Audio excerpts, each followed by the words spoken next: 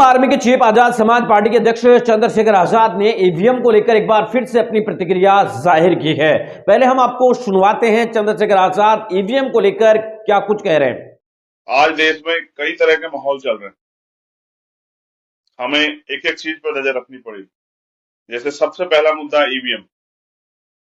EVM से vote की चोरी पे लगातार कार्य चल रहा है।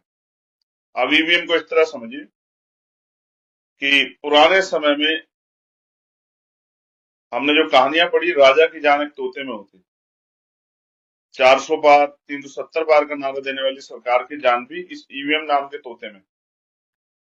और इस तोते को अगर इसका इलाज हमने कर दिया तोते का, तो राजा खुद ब खुद कमजोर हो जाएगा।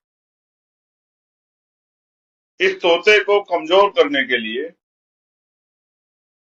ये जिम्मेदारी हमें अपने कंधों पे उठानी पड़ेगी। अगर हम लोकतंत्र में को बचाना चाहते हैं, हम अगर संविधान को बचाना चाहते हैं, क्योंकि जिस तरह से भारतीय जनता पार्टी सरकार संविधान का खिलवाड़ कर रही है, ये सब आपके सामने है।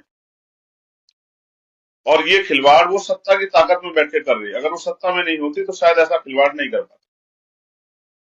तो सुना आपने, चंद्रशेखर आजाद ने साफ कर दिया कि ईवीएम को लेकर यानी प्रधानमंत्री नरेंद्र मोदी की जो जान है वो उस तरीके से है जैसे पहले कहानियों में सुना करते थे कि एक राजा की जान तोते में होती है। अगर ईवीएम को हटा दिया जाता है, ईवीएम के खिलाफ जागरूकता जनता के अंदर पैदा कर दी जाती है, तो फिर भारतीय जनता पार्टी को आसानी से हटाया जा सकता है। साथ ही चंद्रशेखर आजाद ने नगीना से अपने चुनाव लड़ने और नगीना के अंदर अपनी मदद करने की भी बात की है। उन्होंने कहा कि उनकी मदद करनी चाहिए, धन्ना सेठ उनके पास नहीं है, गरीब पिछड़े आदिवासी लोगों के सहयोग से ही वो चुनाव लड़ना चाहते हैं। अब चंद्रशेखर आजाद की तरफ से जो आपको बता दें कि ईवीएम को लेकर जो आंदोलन फरवरी में होना था, उसको लेकर तो अभी तक किसी भी प्रकार की कोई प्रतिक्रिया उन्होंने नहीं दी, लेकिन उन्होंने ये जरूर कहा कि ईवीएम की उसी तरीके से जिस तरीके से प्राचीन कथाओं के अंदर एक राजा की जान जो है तोते के अंदर होती थी, उसी तरीके से प्रधानमंत्री नरेंद्र मोदी की जो जान है वो भी ईवीएम नाम के तोते में है। इस मामले में आपकी बयान प्रतिक्रिया क्या है, कमेंट करके जरूर बताएं।